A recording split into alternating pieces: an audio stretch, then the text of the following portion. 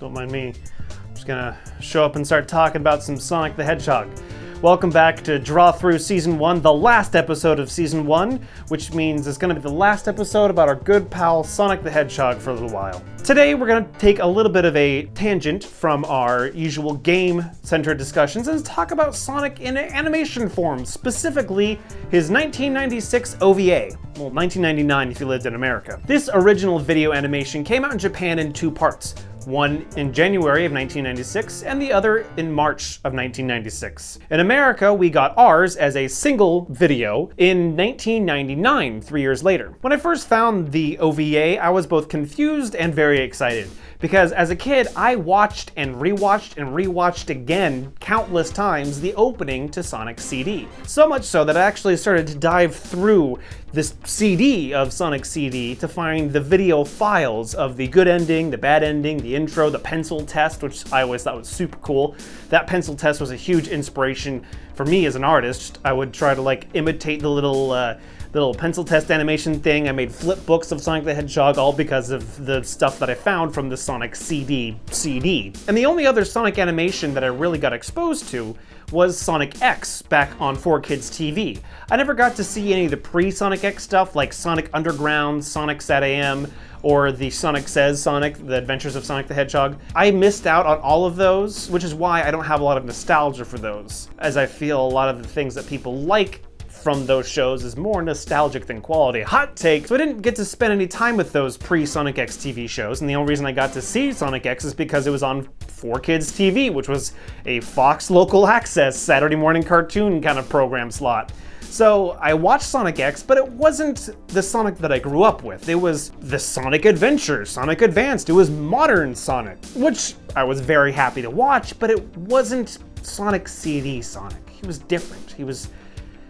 I mean, you know the differences between classic and modern Sonic. We've been over this before. If not, you're on a Sonic the Hedgehog video. I mean, you clicked this for a reason. So when I finally did run into the OVA, it was like, this is it. This is what I've been wanting this whole time. I've wanted classic Sonic circa Sonic 1, 2, and 3 in an animation. I mean, top it off with the level of animation quality in this being actually quite good. I was sold. It wasn't like some super cheap cash grab. It looked like they actually put care and thought into it. But before we start talking more opinion, let's kind of go over the movie itself. First and foremost, let's talk about just the quality of the art in this movie.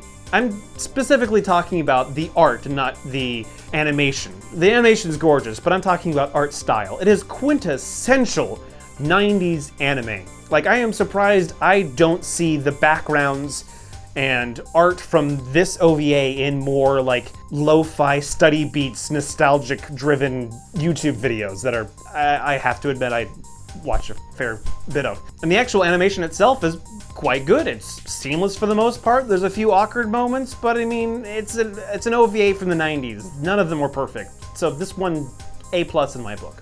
So I've been debating on what to say when it comes to this OVA that's not just a play-by-play of the actual events of the movie, because I strongly suggest that you actually watch the movie as it is free on YouTube. It's only 60 minutes of your life. If you like Sonic the Hedgehog, you owe it to yourself. So let's talk about the largest points of the OVA. First, we already talked about the background. Next, let's talk about the characters. And perhaps the most contentious part of this entire production, the English voice acting. Come on, you want to try it out? Not right now, thanks. I'm not going to talk about the Japanese voice actors because I don't know enough Japanese or natural cadences or frankly what a good Japanese actor versus a bad Japanese actor sounds like, so it's not fair for me to judge. So I'm going to be specifically talking about the American translation and English dubbing of the film. Sonic the Hedgehog, the OVA, has been touted to have annoying voice actors.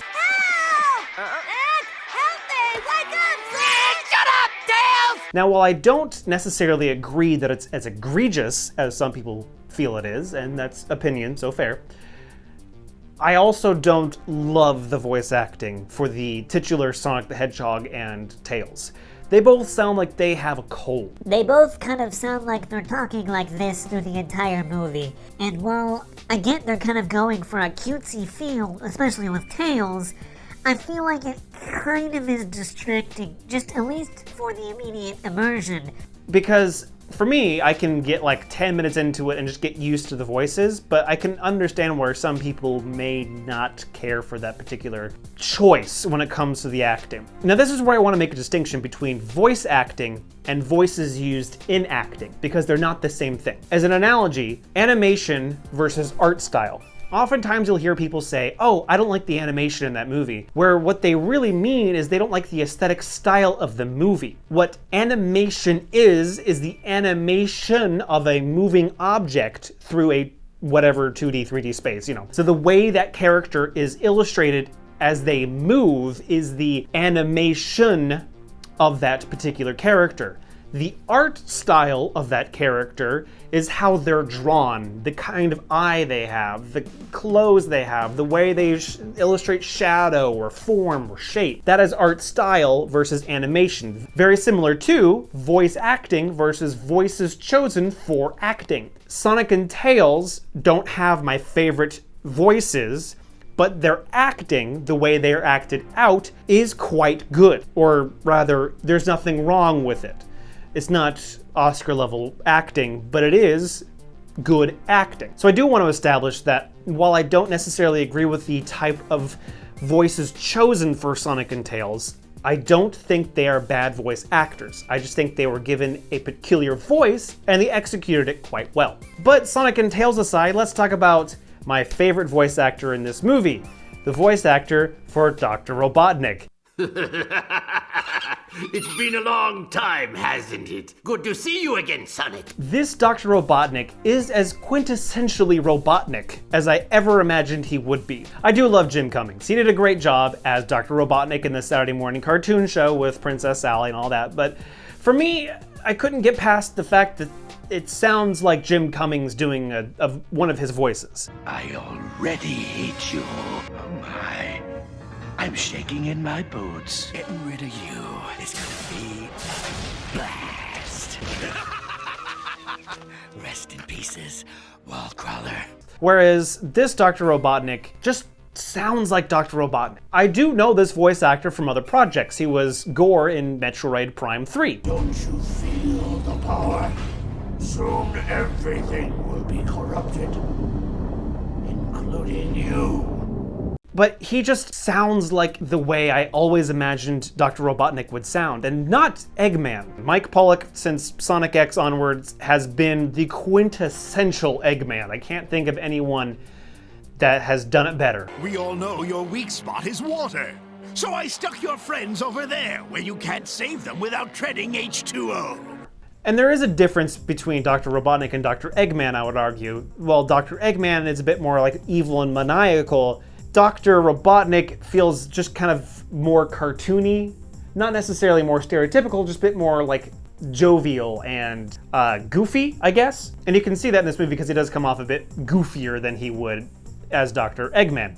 Don't blame me when this happened!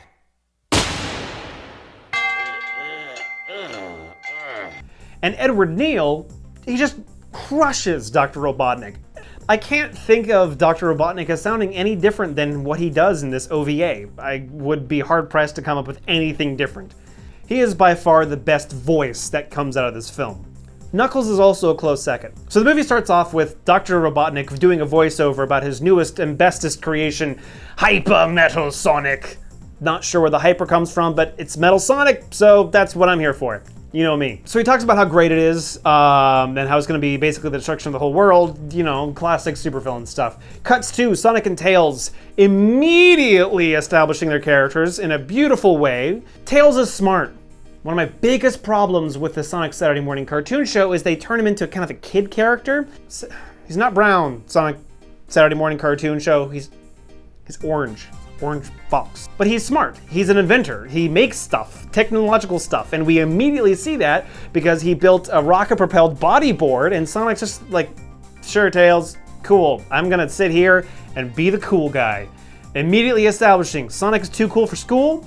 Tails looks up to Sonic still because he's excited. He wants to show him his cool board, and he wants to, but also at the same time, he's not like dependent on Sonic because he just goes and does his own thing. if we didn't experience Sonic the Hedgehog in game form, we have these characters laid out immediately for us. Also, the Starship Enterprise is on his island. So we've already established Tails is a smart inventor, Sonic's too cool for school, Tails goes on his bodyboard, also establishing that Tails is athletic. He's not just a brainy kid, he can do stuff too. He is athletically adept, which is important if you're gonna keep up with Sonic the Hedgehog. Weird Owl character shows up to deliver Sonic a message. There's a whole snippet where we kind of see Sonic's powers and moveset established at the very beginning of the movie for those that may have not played the games. We establish that he's fast, that he protects people that he cares about.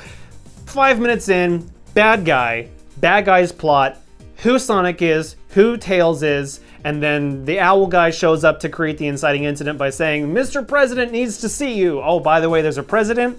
Here's where the movie kind of leaves the source material, because there's the whole president and the planet he's on is a little different. Yes, he's on South Island, which is the only locational similarity between the OVA and the games. But even Sonic to this day doesn't quite have its world down exactly right. Like, we know it's Mobius, but sometimes it's not. Sometimes it's Earth. Who knows? It's Sonic. Don't think too much into it. So, at the behest of the crazy old owl man, Sonic goes and visits the president on the tornado, which is, again, just thank you for acknowledging that it exists and that Tails built it. Then Tails is also a pilot. So, we also established that Sonic sits on top of the... They just pay so much good attention to the source material that Sonic is on the wings, like in Sonic 3. Thank you. And also thanks to the introduction of the Owl character, we find out that Sonic and Tails are kind of hooligans in a playful, lighthearted kind of way. They kind of poke fun at the old man a little bit, and it's adorable, and it helps cement them as these jovial kind of kid-like attitude, playful, good. They want to have a good time. They're not here to be super serious, they're here to have a good time. And they're also friends. The friendship between Sonic and Tails in this movie is arguably some of the best portrayal of actual friendship. Tails often gets allocated as the kid brother character that's the annoying kid brother character. But this movie shows Sonic and Tails in enough scenes where they're kind of making fun of the antagonist or they're playing around that really shows them as friends. And it's not only adorable, but it's just good to see.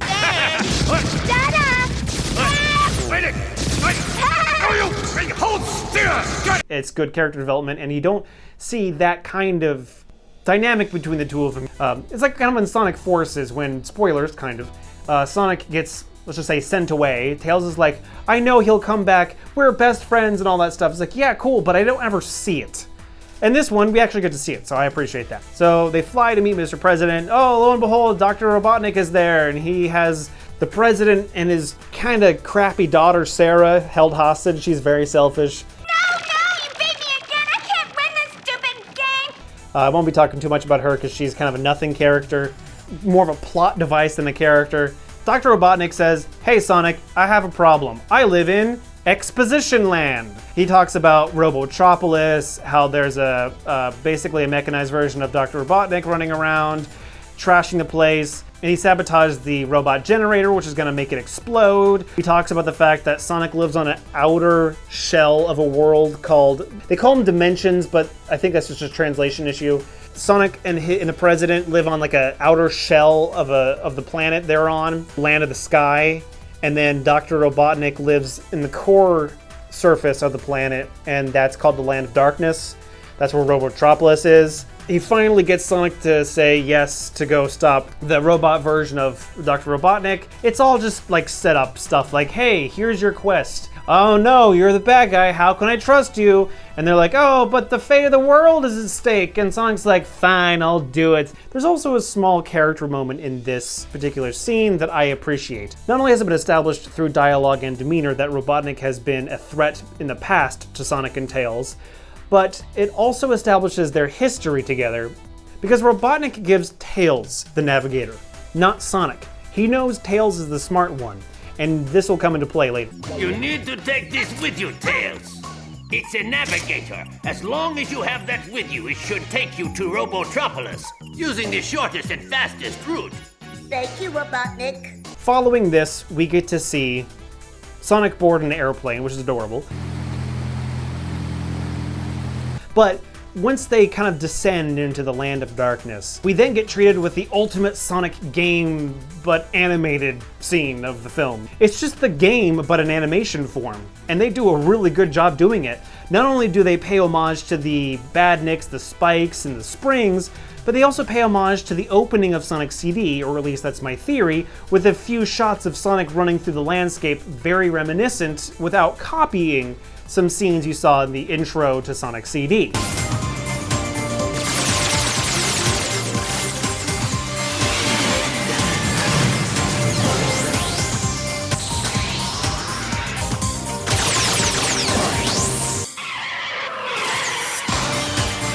The music also fits this scene very well. I don't know how to talk about the music from this film other than to say it feels like 90s Sonic from like Sonic CD era. Fortunately, there have been remasters of the original soundtrack on YouTube that are great, or like reconstructions, because like the soundtrack never really was available to listen to in its entirety, and so people have put it together, and it just shows the dedication and love of the Sonic fandom, and I would highly suggest listening to it. If nothing else, just to support them, because they're great. Sonic and Tails end up in the Land of Darkness, which could be post-apocalyptic, like New York City. I never really understood that. Maybe this is in the far future Earth, and maybe like the president and his weird elf ears are the evolution of humanity. I don't really know. It's left very ambiguous. Like, they call them the ancient ruins, but it looks like New York City. And there's gotta be something to that. It's probably exactly what that is. It's just like an idea that this is like Earth in the far distant future. But then they run into Metal Robotnik. I am Metal Robotnik. He makes a mention that Sonic and Tails can't swim, which is technically not correct because Tails can swim in Sonic 3. Don't think you're safe yet. I'm well aware that neither one of you can swim! Technically. Knuckles gets introduced. He's got a cool hat.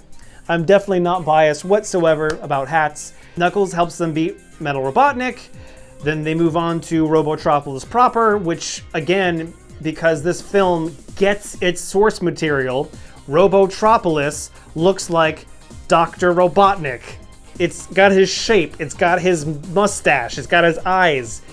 This movie understands its source material. So Sonic, Knuckles, and Tails go into Robotropolis. Sonic gets his details analyzed and uploaded into Metal Sonic. And in the same vein of Robotnik giving Tails the navigator instead of Sonic, again, this movie nods the fact that Tails is actually smart when Robotnik says, That robot may look like him, but he'll never be a match for the real Sonic! Tails, this should be apparent to you. Sonic wasn't being electrocuted earlier. Instead, I was transferring his life data and collecting all the information essential to my creation. It's just little details. And it's stuff like that that I just really appreciate. Little nods that say, yes, we know where we come from. We know what we have. We know what we're making. It shows respect, and I appreciate that. I don't think it's worth talking about the rest of the movie as far as the plot's concerned, because I kind of want you to go experience it for yourself. And basically everything about this movie that I wanted to say, I've already said. It's got everything you need. It's got great Sonic art. It's got great Sonic music. It's got a great Dr. Robotnik. It's got Metal Sonic. It understands that Metal Sonic is like a cold killer kind of character. Knuckles has a cool hat. It's got the tornado, not the X-Tornado. Nothing wrong against the X-Tornado, but it does have the tornado. Tails is an inventor. Tails is smart. Dr. Robotnik acknowledges that Tails is smart. It's got a great scene where Sonic is just Sonic the Hedgehog, but in animation fashion. It's basically just like a full movie version of the Sonic CD intro, so that's cool. Did I mention Knuckles has a cool hat? I like his hat. I wish it came back. Actually, it did come back in Sonic Dash, so that's cool. I like it. I like it. It's cool. Look at it. Go watch it. This is the worst video I've ever made. Strange, isn't it? Watch it, Nate. Your bias is showing. And I think that's what I want the takeaway of this video to be. If you're making a movie about a beloved character, understand why it's a beloved character. Respect the fact that there's a history to why this character is as beloved as they are. That respect is your guiding light to creating something that the fans will appreciate. You don't have to shove it full of Easter eggs. You don't have to shove it full of references and trendy humor. It doesn't have to be a new take on an old idea. Sometimes the old idea with respect is exactly what people are looking for. And that's what this OVA does. it understands Sonic at its core. Yeah, the voice works a little odd. Yeah, there are a few hiccups here. Yeah, the reality of the planet and the layer and stuff, it's kind of weird. But what's great about this OVA is the heart. It's the spirit. This is Sonic the Hedgehog. And I, for one, am super happy it exists. So thank you for joining me on the weird ending of the first season of Draw-Thru. I hope you liked it. I had a lot of fun doing it. I learned a lot. Clearly, a lot of things changed from episode 1 to now. I'm excited to have been able to talk about all these random things about Sonic the Hedgehog that I've wanted to talk about for a very long time. And so thank you for listening. I'm not sure when season 2 of Draw-Thru is actually going to start, but I hope to see you there. We're going to be talking about a completely different topic than Sonic the Hedgehog. So until then, Lemonade out.